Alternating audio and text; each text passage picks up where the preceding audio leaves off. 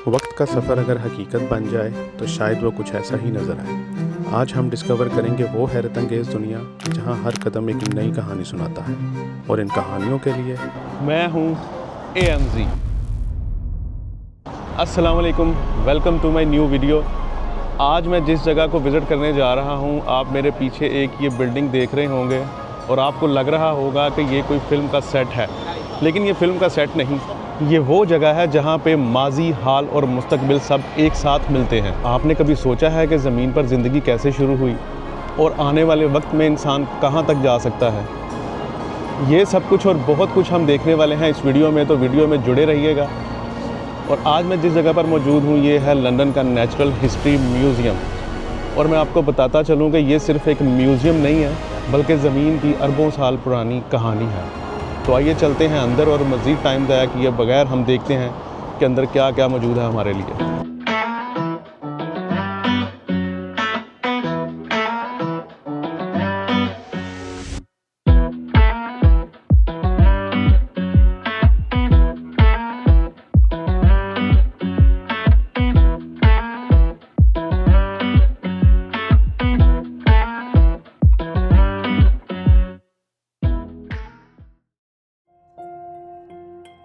Museum में enter होते साथ ही इस बड़े सारे हॉल में ये तकरीबन 82 फीट लंबा ब्लू व्हेल का असली स्केलेटन है, जो ज़मीन पर रहने वाले सबसे बड़े जानवर की यादगार है।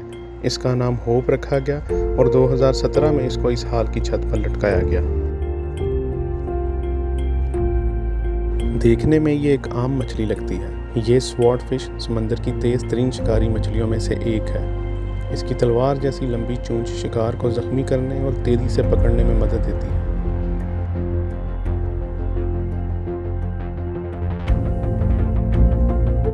और ये जो मॉन्यूमेंट आप देख रहे हैं, ये बहुत पहले 13,000 साल पहले ये इस तरह के एलिफेंट पाए जाते थे, जो आपको आइस एज मूवी में भी देखने को मिलेंगे, जिनके सींग काफ़ी बड़े होते थे, जिनके दांत काफ़ी बड़े होते थे और उनकी जिसामत भी बहुत बड़ी होती थी।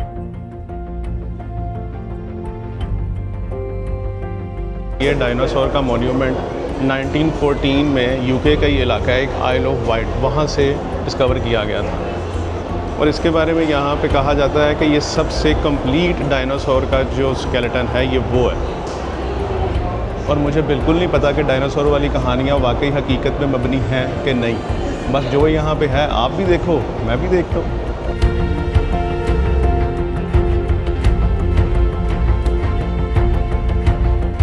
ये वो लोग हैं, वो फ़िलासफ़र्स हैं जिन्होंने मुख्तलिफ़ डिस्कवरीज़ के साथ इन्होंने हिस्ट्री बनाने में एक अहम रोल अदा किया। और यहाँ पे उनके काम को ख़राज अक़ीदत पेश करने के लिए उनकी फ़ोटोज़, उनकी हिस्ट्री और ईयर भी लिखा हुआ है कि कौन से साल में उन्होंने क्या क्या किया।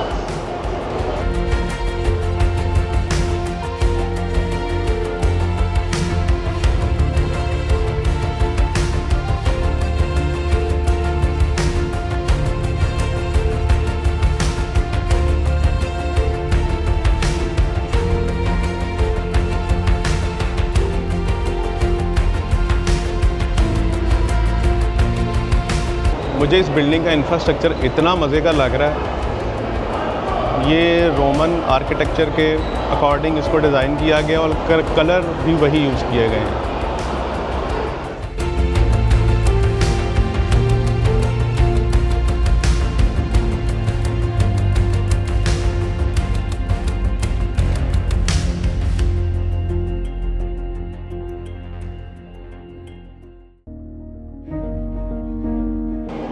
ये वो आर्ट वर्क है जो इंसान ने अपने हाथों से सदियों पहले डिज़ाइन किया था।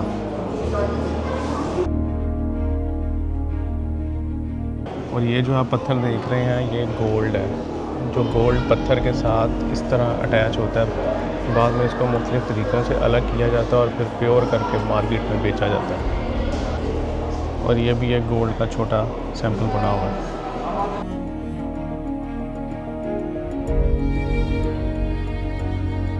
ये सारे वो पत्थर हैं जो समंदर के अंदर मौजूद होते हैं। ये वाला पत्थर देखें, बहुत ज़बरदस्त लग रहा है। ये तो ऐसे जैसे गेम ऑफ थ्रोन्स में जो यूज़ हुआ था, ये वो है। ये सारे सिल्वर के एलिमेंट पड़े हैं, इसके बीच में गोल्ड भी पड़ा हुआ है। जैसे यहाँ पे आप प्योर गोल्ड देख सकते हैं, उसको डिज़ाइन भी किया गया है, रॉ मटेरियल में भी पड़ा हुआ है। पीछे जो पूरा हाल देख रहे हैं, इस तरह के हज़ारों स्पेसिमेन से भरा पड़ा हुआ है। मैं अलग अलग एक्सप्लेन करना मेरे लिए बहुत मुश्किल है। स्टोन सेक्शन में आएँ तो ये कैसे भूल सकते हैं, ये है डायमंड।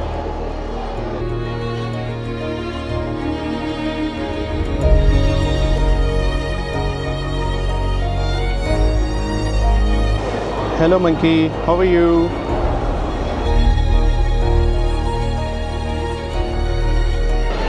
और ये है यहाँ का सबसे जायंट वाला ट्री। वो इतना जायंट है कि पूरे कैमरे में स्क्रीन में फिट करना मुश्किल है। ये तकरीबन 15 से 20 फुट ऊंचा है और उतना ही चौड़ाई में है। और इस ट्रिप की सबसे बड़ी बात यह है कि ये ट्रिप बिल्कुल फ्री है, लेकिन आपको कुछ दरवाजे जो मेरे पीछे भी आप देख सकते हैं बंद मिलेंगे। उनके लिए आपको थोड़ी सी टिकट पे करनी पड़ेगी और एंट्री फ्री मिलेगी।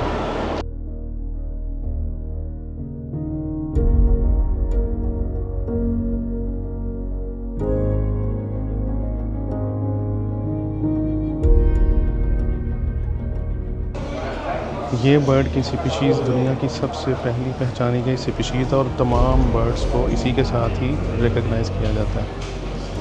उसका कोई मॉडल तो नहीं है, उसका पत्थर में कुछ डिज़ाइन किया गया जो हिस्ट्री से कहीं निकाला गया और यहाँ पे place as a model place किया गया।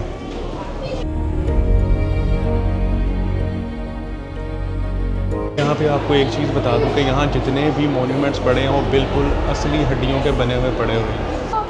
और ये है यहाँ का सबसे फेमस गोरिल्ला। ये लंदन ज़ू में रहता था और जब हार्ट अटैक होने की वजह से इसकी डेथ हुई तो इसका मॉन्यूमेंट यहाँ बना के लोगों के लिए रख दिया गया। और अब अगर आपको कैमरे में नज़र आ रहा है तो देखने में बिल्कुल ऐसा लगता है जैसे ओरिजिनल गोरिल्ला रखा हुआ है।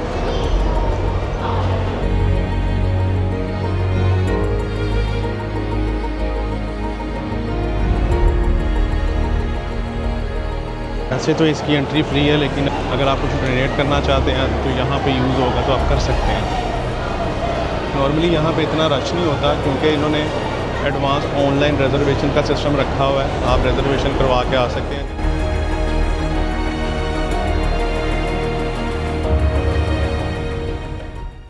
और अगर आप अंदर से थक के बाहर आ चुके हैं तो यहाँ बैठें थोड़ी देर के लिए और नेचर को एंजॉय करें, ठंडी हवा लें।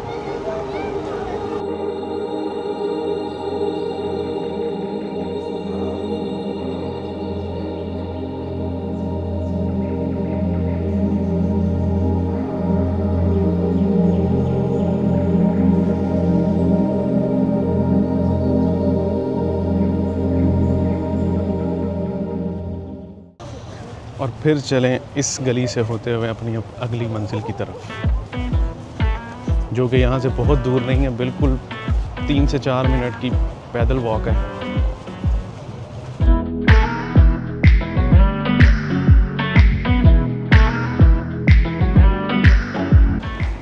हिस्ट्री को देखने के बाद अब वक्त है मुस्तकबिल को समझने का, और मुस्तकबिल का सबसे अच्छा जवाब हमें साइंस देती है। मेरे पीछे ये जो बिल्डिंग देख रहे हैं ये है यहाँ का बहुत ही फेमस साइंस म्यूज़ियम। ये इस पॉइंट से इसकी एंट्रेंस है और इस पॉइंट से इसकी एग्ज़िट है। हमने जाना है इधर।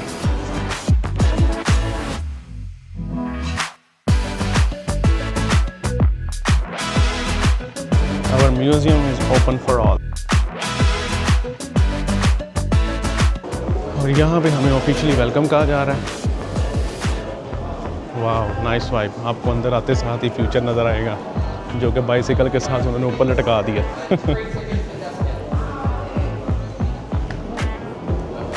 यहाँ पे इन्होंने हमें रोक लिया, कह रहे हैं कि जी अपनी टिकट दिखाओ, जो कि मैंने ऑलरेडी रिज़र्व की हुई है। यहाँ पे वो दिखाएंगे और चलेंगे अंदर। हाय। Oh, the QR code. Your order number for me. Yeah, yeah. That number there, 164 16486 850. Thank you. Alright, thank you. See you. जी वो QR कोड स्कैन करने लगा था, लेकिन मैंने QR कोड जनरेट नहीं किया। उसने ये कोड देख लिया ऑर्डर नंबर, तो उसने कहा ठीक है भाई जा सकते हो। वाह,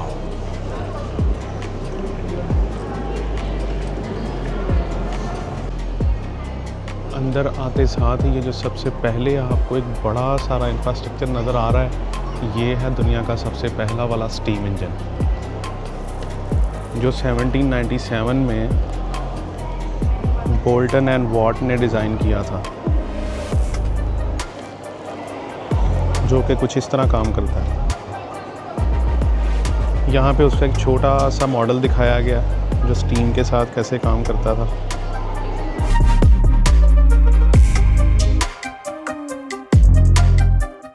और ये पहला पावर हाउस इंजन तैयार किया गया था उस ज़माने में बिजली को पैदा करने के लिए।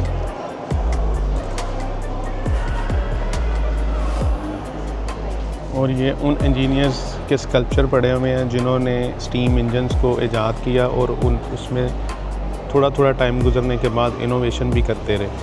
और ये उसके आगे उनके टूल्स पड़े हैं जो उन्होंने उस वक्त उस दौर में इंजन बनाने में यूज़ किए थे। और आप देख सकते हैं कि बिल्कुल बेसिक से टूल्स हैं, कोई ऐसा नहीं है जो आजकल लेटेस्ट और टेक्नोलॉजिकल टूल्स यूज़ हो रहे हैं। यहाँ पे आजकल के दौर का थोड़ा सा इमेज दिखाया गया कि पेपर पहले कैसा था और अब कैसा है। बुक की शेप में आ चुका है, डिजिटल होता जा रहा है। और यहाँ पे पुराने बर्तन पड़े हैं और उनको न्यू के साथ रिप्लेस कैसे किया जा रहा है, ये यहाँ पे हमारा एडवांस कटलरी वगैरह के मॉडल पड़े हुए हैं। ये यहाँ पे लिफ्ट के फ्लोर्स के बारे में बताया गया कि आपको कौन से फ्लोर पे क्या मिलेगा। अभी हम हैं ग्राउंड फ्लोर पे और ये सारा इंजीनियरिंग से रिलेटेड है। अब हम जाएंगे ऊपर वाले फ्लोर पे, तो उसके लिए लेंगे हम लिफ्ट।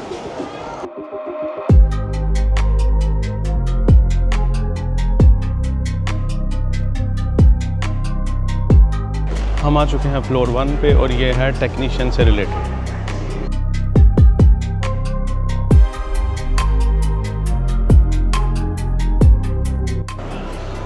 ये यहाँ पे वेल्डिंग टेक्नीशियन के बारे में बताया गया है कि कैसे कैसे वो अपग्रेड होती गई। यहाँ पे इन्होंने स्क्रीन पे एक मॉडल स्ट्रक्चर भी बनाया हुआ है जो आप प्ले करते करते फील कर सकते हैं कि वेल्डिंग कैसे होती है।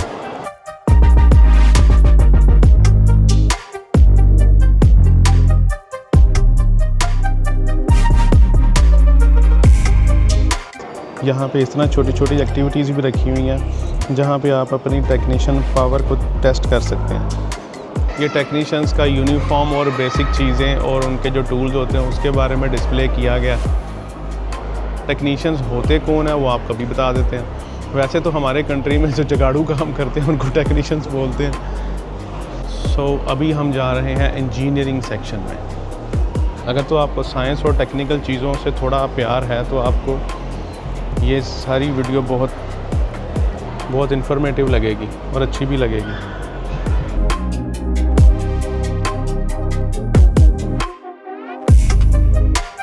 और अभी हम जा रहे हैं मेडिसिन के सेक्शन में।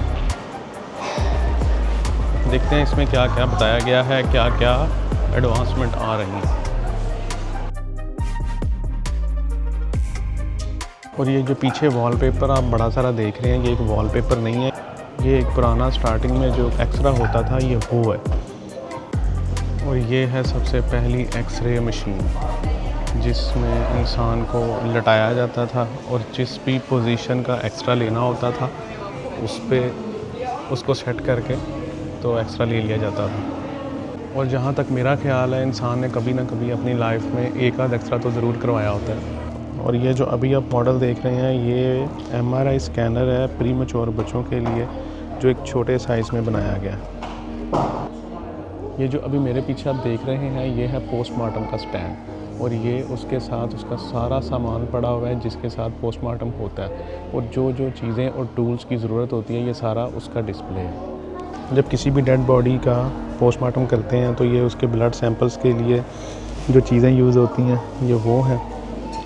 उसके अलावा ऊपर उसके अलग अलग चीज़ें बॉडी से निकाल के इस तरह सैंपल के तौर पे रखी जाती हैं। ये वो सारे टूल्स हैं जो डॉक्टर पहनते हैं। ये देखें ये एक आरी नुमा ब्लेड है, ये नाइफ़ है, वो पीछे सुई पड़ी है, धागा पड़ा हुआ है जिसके बाद बॉडी को सी दिया जाता है। और ये डॉक्टर के शूज़ हैं जो वो पहन के ये सारा काम करता है। और ये सारा कुछ होता किधर है? इस स्ट्रेचर के ऊपर, इस बेंच के ऊपर लटा के। ये सामने उसके पोस्टमार्टम के स्टेप भी लिखे हुए हैं। इधर आके दिल की धड़कन तेज़ हो गई है, काफ़ी डरावना सा माहौल है। और यहाँ पे ये वो सारे टूल पड़े हुए हैं जिसके थ्रू माइंड को मेजर किया जाता है कि इंसानी माइंड, इंसानी दिमाग कितना स्ट्रॉन्ग है और कितना वीक है। यहाँ पे उस डॉक्टर के बारे में बताया गया जिसने प्रॉपर माइंड को मैप किया और हेड को मापने का आला बनाया। ये यहाँ पे एक स्पेशल दिमाग रखा गया जिसको देखने में आपको लगता है कि जैसे हमारे उधर पाकिस्तान में डोले शाह की चूई का सार होता है ना, जो बोलते हैं डोले शाह का चूहा, ये उस तरह का एक छोटे दिमाग का इंसान दिखाया गया। ये कि यहाँ पे छोटे से मॉडल बनाए गए हैं जिसमें 60 मिनिएचर हेड्स का डिज़ाइन तैयार किया गया जो 18वीं सेंचुरी में स्टूडेंट्स को सिखाने और पढ़ाने के लिए दिखाए जाते थे कि सर का और माइंड का साइज़ कितना छोटा और कितना बड़ा हो सकता है। और ये वो मशीन है जिसके साथ पता चलता है कि इंसान को दिल का दौरा कितनी स्ट्रोक के साथ पड़ा है। इस मशीन के ज़रिए इंसान की इलेक्ट्रोकार्डियोग्राफी को मेजर किया जाता था इलेक्ट्रिकली। ये जो सारा इंफ्रास्ट्रक्चर आप देख रहे हैं ये यूरिन और ब्लड के सैंपल कलेक्ट करके उनको टेस्ट करने के लिए यूज़ होता था। जो आजकल के दौर में आप देख रहे हैं कि ब्लड इंजेक्शन लगा के निकाला जाता है और छोटी सी माइक्रोस्कोप के सामने रख के फ़ौरन से बता दिया जाता है कि मसला क्या है। लेकिन पुराने ज़माने में जो कि 1957, 1963, 18वीं सेंचुरी और 17वीं सेंचुरी में जो चीज़ें यूज़ होती थी वो इस तरह थी।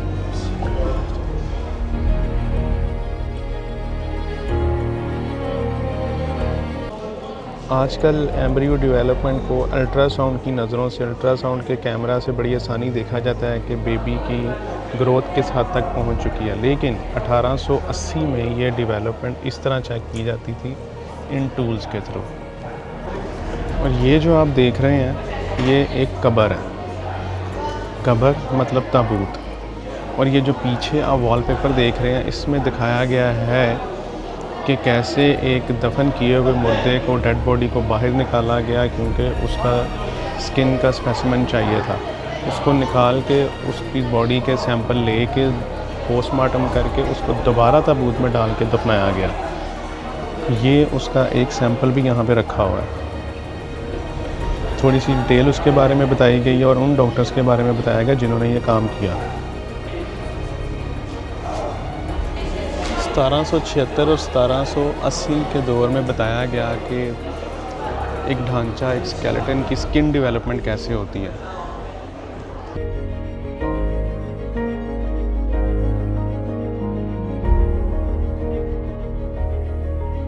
ये वो बेंच है जहाँ पे ऑपरेशन किया जाता था, जहाँ पे मरीज़ को लटा के उसका ऑपरेशन किया जाता था।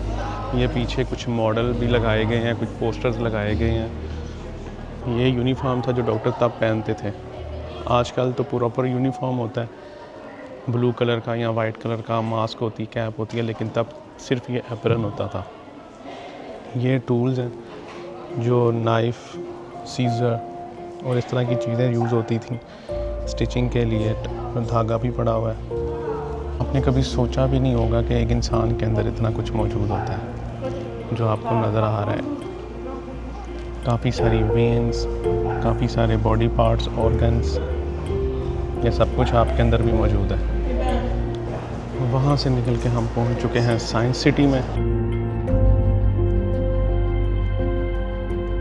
यूँ तो साइंस की बहुत सारी इनोवेशंस हैं, लेकिन यहाँ पे अभी उन्होंने बताया गया है कि घड़ियाँ कैसे बनती थीं, किस किस प्रोसीजर से गुज़र के एक मुकम्मल घड़ी तैयार होती थी। जैसे जैसे टाइम गुज़रता गया घड़ियों की बनावट में भी जिद्दत आती गई। यूके में एक दौर ऐसा था जब इस तरह की घड़ियाँ जो गले में पहनते हैं एज अ लॉकेट, वो काफ़ी फेमस थी। ये उनके डिफरेंट तरह के डिज़ाइन जो मुख्तलिफ दौर में यूज़ होते रहे हैं, ये सारे वो हैं। साइंस की इजाद में अगर एक और रिसर्च के बारे में बात करें तो वो है टेलीस्कोप।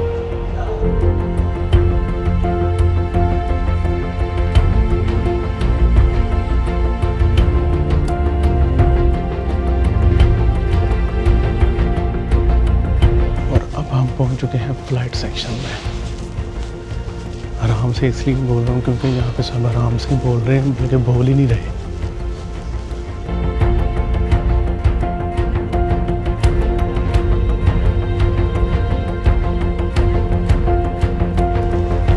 ये बहुत ही ज़बरदस्त एक वॉकिंग स्ट्रीट बनाई है जहाँ से आप राइट और लेफ़्ट दोनों जगह से आप व्यू ले सकते हैं।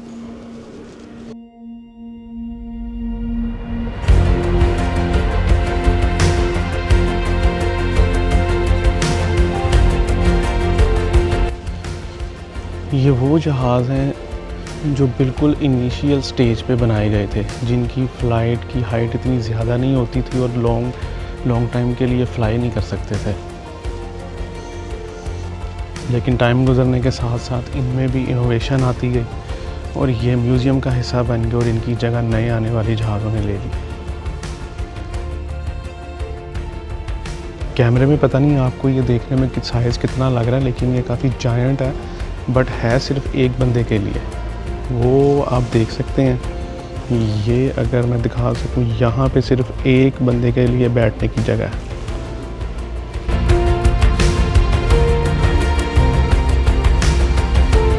और यहाँ पर जो किंग का ताज जिसके सर पे जाता है वो है ये है विकर्स विमी, जिसको डिज़ाइन किया गया था 1918 में, और मैक्सिमम स्पीड इसकी जो थी 160 किलोमीटर पर आवर थी। और आप देख सकते हैं कि आजकल कार भी इससे ज़्यादा स्पीड में भागती है। और ये है V1 फ्लाइंग बॉम्ब जो 1944 में डेवलप किया गया था, जिसको सेकेंड वर्ल्ड वार में यूज़ किया गया था। इसकी मैक्सिमम स्पीड 640 किलोमीटर थी और ये माइल्ड स्टील प्लेट और वुड के साथ बनाया गया था। ये इसमें बॉम्ब स्टोर करने की जगह थी और इसको वर्ल्ड वार 2 में बॉम्ब फेंकने के लिए यूज़ किया गया था। काफ़ी कत्ल हैं इसके सर पर।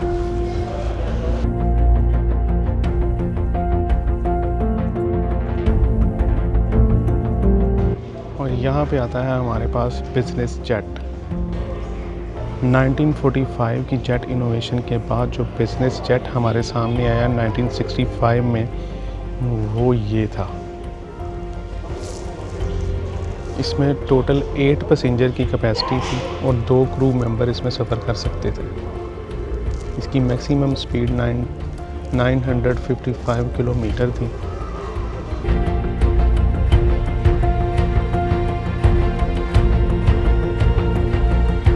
इन 1945 की जेट इनोवेशन के बाद 1987 में जो ब्रिटिश एयरवेज़ के कैबिन क्रू का यूनिफॉर्म होता था वो कुछ इस तरह का दिखता था। 1962 जब वर्ल्ड वार ख़त्म हुई तो एयरक्राफ्ट को हायर आल्टीट्यूड में फ़्लाई करने की परमिशन मिली गई, लेकिन ये ह्यूमन बॉडी के लिए काफ़ी डेंजरस भी था, जिस वजह से ये एक ख़ास किस्म का सूट तैयार किया गया जो ह्यूमन बॉडी के ऑक्सीजन और ब्लड प्रेशर को मेंटेन रखने के लिए डिज़ाइन किया गया था।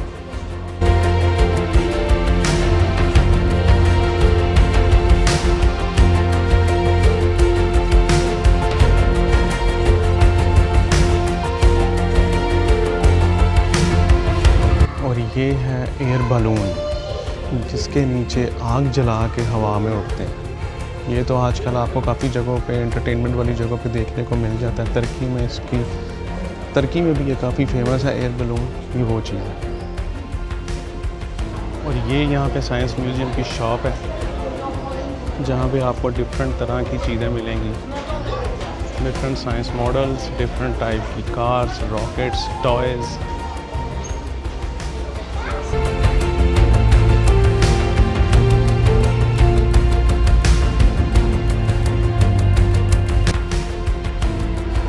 जी हमारा विज़िट हो गया कंप्लीट और टाइम भी हो गया है यहाँ का फिनिश।